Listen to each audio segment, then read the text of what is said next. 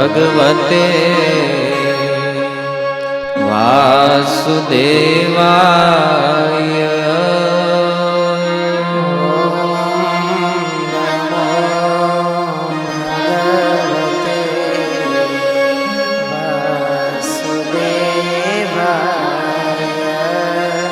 नारायणं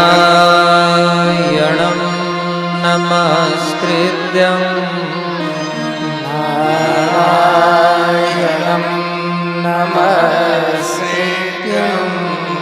नरं चैव नरोत्तमं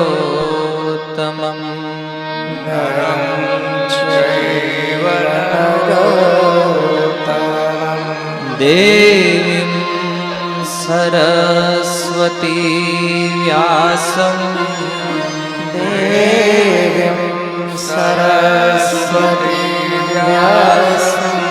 ततो जयमुदीरये।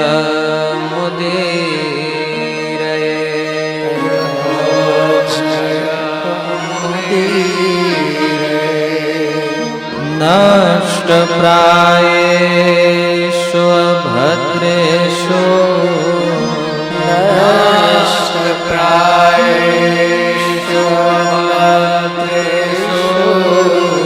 नित्यं भागवत सेवया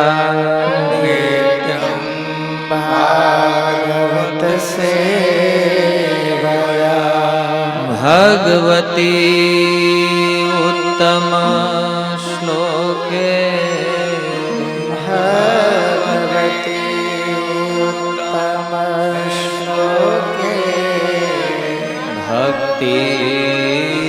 भक्तिर्भवती नष्टकिम्।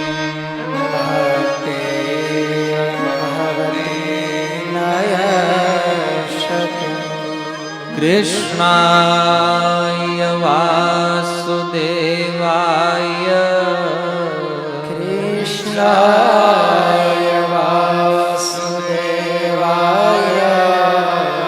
देवकी नंदनाय च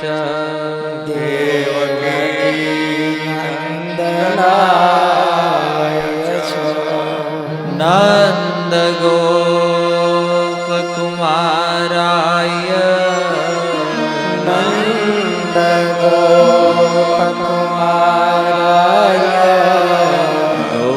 गोविन्दाय नमो नमः।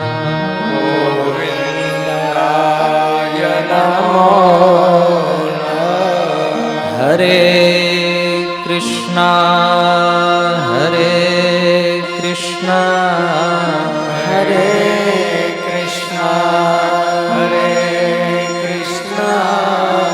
कृष्णा कृष्णा हरे हरे।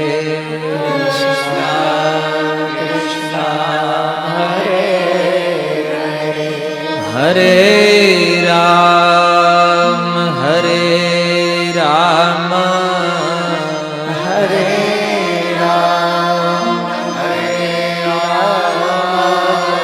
राम राम हरे हरे।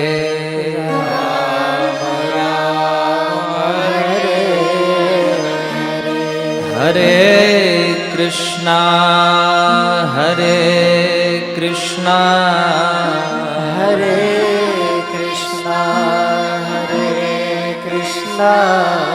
कृष्णा कृष्णा हरे हरे।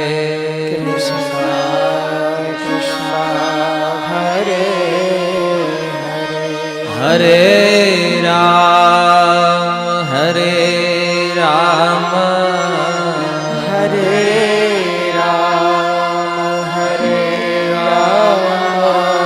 राम राम हरे हरे।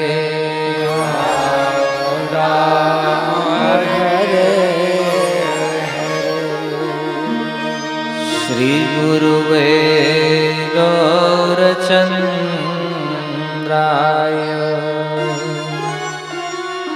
श्रीराधिकाय तदालये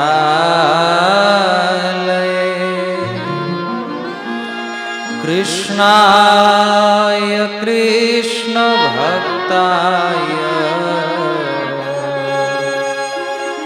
तद्भक्ताय नमो नमः। कर्पूरगौरं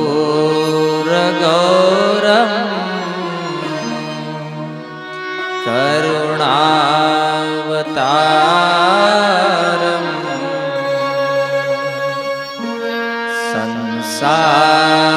संसारसारं भुजगेन्द्रहारं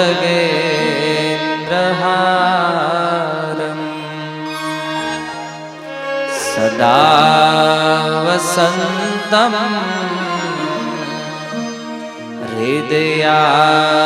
हृदयारविन्दे भवं भवानी सहितं नमामि।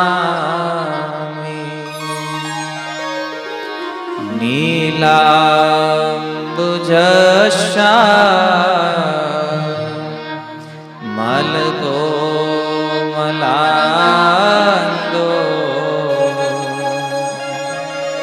सीतासमारो पीतवामभागम्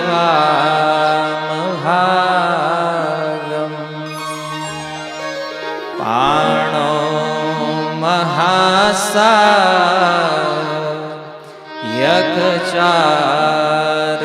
महासायकचारुचापं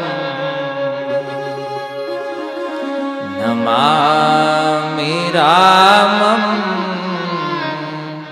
रघुवंशनाथम्।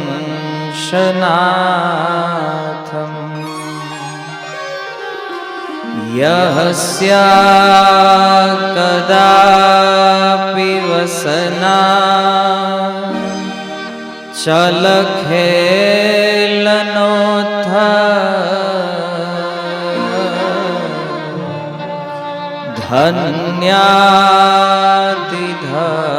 धन्यातिधन्यपवने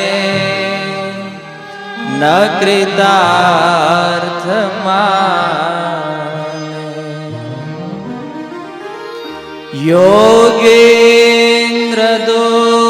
योगेन्द्रदुर्गमगति मधुसूदनोऽपि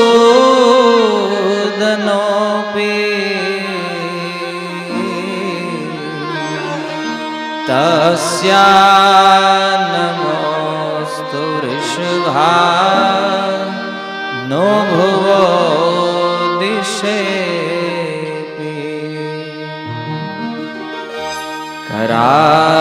करारविन्दे न पदारविन्दम्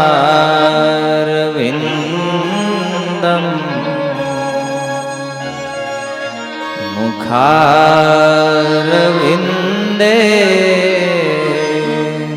विनवेशयन्तम्।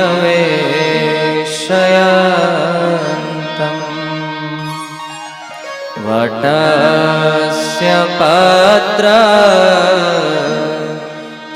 पुटे शयानं बालं मुकुन्द मनसा स्मरामि। बालं मुकुन्द मनसा स्मरामि। हरे कृष्ण हरे कृष्णा हरे कृष्णा कृष्णा कृष्णा हरे हरे हरे राम राम राम हरे हरे।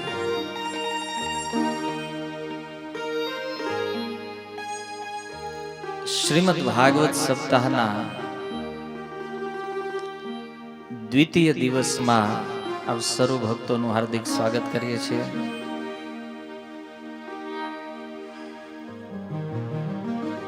આચાર્યોના પદ એવું કહે છે કે જે વ્યક્તિ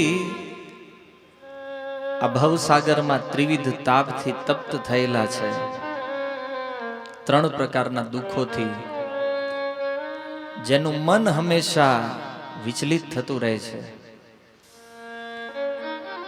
એવા ત્રિવિધ તાપથી બળતા જીવો માટે આ જગતને દાવાનલ કહેવામાં આવે છે. જંગલમાં આગ લાગે અને એ જંગલની આગ કોઈ સામાન્ય મનુષ્ય દ્વારા લગાવવામાં નથી આવતી, પણ એ જંગલની આગથી જંગલમાં રહેવા વાળા જે પશુઓ છે ત્રસ્ત થાય છે, તપે છે, અને શીતળતાની શોધ કરવા માટે આખા જંગલમાં આમથી તેમ વિચરણ કરતા હોય, ભાગતા હોય, દોડતા હોય છે. ઠીક એવી રીતે મનુષ્યો આ ભૌતિક જગતની અંદર 3 પ્રકારના જે દુઃખ છે, આદિ દૈવિક, આદિ ભૌતિક અને આદિ આધ્યાત્મિક, આ 3 પ્રકારના દુઃખથી હંમેશા બળતા રહે છે. જગતમાં શીતળતા શોધવાનો પ્રયાસ કરે છે. જેમ જંગલની અંદર એ આગના પ્રભાવથી પશુઓ શોધે છે કે એક જળાશય જો મળે, ગંગાની એક ધારા જો પ્રાપ્ત થઈ જાય તો આ દાવાનળમાંથી બચી અને પરમ સુખની પ્રાપ્તિ થાય છે. એવી રીતે આ સંસાર રૂપી દાવાનળમાં બળતા જીવો માટે આ કથા જે છે એ અમૃત, શીતળતા, વરસાદનું કાર્ય કરે છે. દાવાનળની અંદર લાગેલી આગ કોઈ મનુષ્ય લગાડતું નથી, એ આગ પોતાની જાતે લાગે છે અને એ આગને કોઈ ફાયર બ્રિગેડ આવી શકતું નથી. એ આગને બુજાવવા માટે વરસાદની જરૂર પડે છે. જ્યાં સુધી દાવાનળ ઉપર વરસાદ ન પડે ત્યાં સુધી દાવાનળ શાંત થતો નથી. એમ ત્રિવિધ તાપથી તપ્ત હૃદય ઉપર જ્યાં સુધી કથા રૂપી વરસાદ ન થાય, કથા રૂપી અમૃત જ્યાં સુધી નહીં આવે ત્યાં સુધી દુઃખ શાંત થતું નથી. એક પ્રશ્ન છતાં મનમાં થાય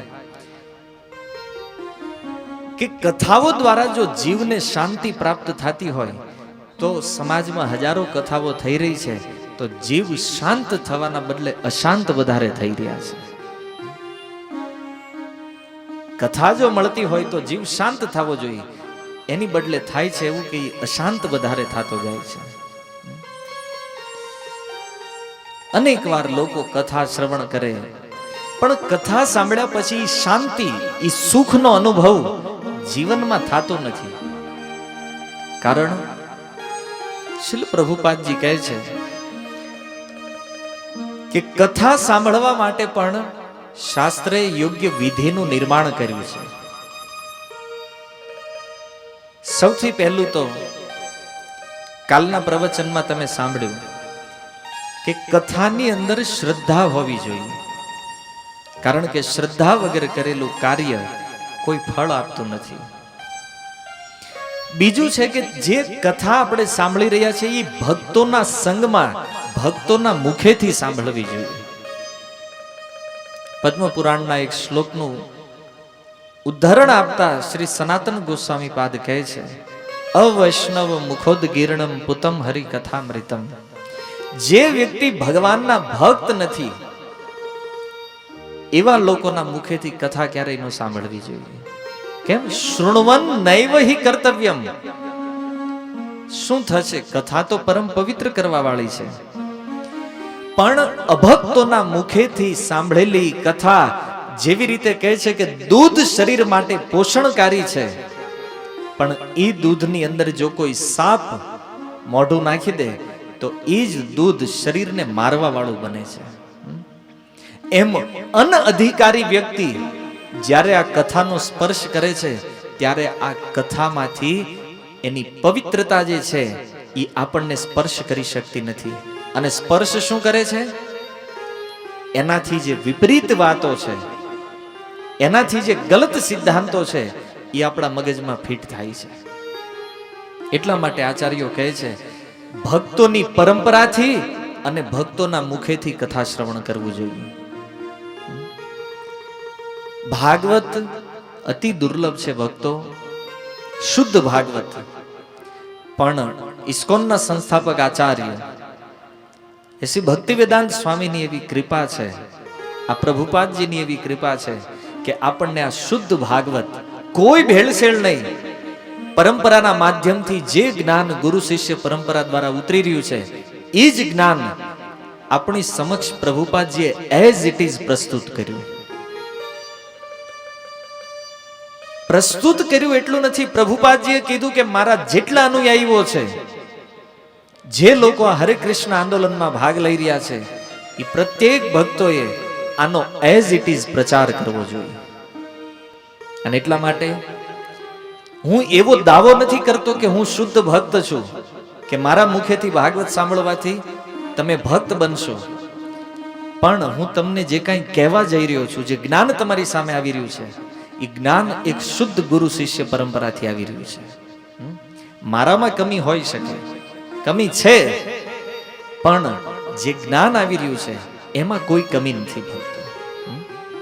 શીલ પ્રભુપાદજી કહે છે કે વ્યક્તિની ઇન્દ્રિય અપૂર્ણ છે, કોઈ વ્યક્તિ આ સંસારમાં પૂર્ણ નથી. વ્યક્તિ પોતે અપૂર્ણ હોઈ શકે, પણ જ્ઞાન એ પૂર્ણ આપી શકે છે. વિદેશમાં પ્રભુપાદજીને એકવાર પૂછવામાં આવ્યું, તમે કહો છો કે ઇન્દ્રિય અપૂર્ણ છે, તો પછી તમે જે જ્ઞાન આપો છો એ કેવી રીતે પૂર્ણ હોઈ શકે? ત્યારે પ્રભુપાદજી કહે છે કે હું તમને જે જ્ઞાન આપું છું, એ જ્ઞાન ગુરુ શિષ્ય પરંપરા દ્વારા ઉતરી આવ્યું છે. અને ગુરુ શિષ્ય પરંપરા દ્વારા જે જ્ઞાન આવે એ પ્રમાણિત હોય છે, એને શબ્દ પ્રમાણના રૂપમાં સ્વીકાર કરવામાં આવે છે. અને એ જ પ્રભુપાદજીની કૃપાથી આ ભાગવતની પરંપરા આપણને પ્રાપ્ત થઈ છે. કથાનો વિષય તમે જાણો છો, કુંતી મહારાણીની પ્રાર્થનાઓ છે. શીર્ષક તમે વાંચ્યું હશે. એ કુંતી મહારાણી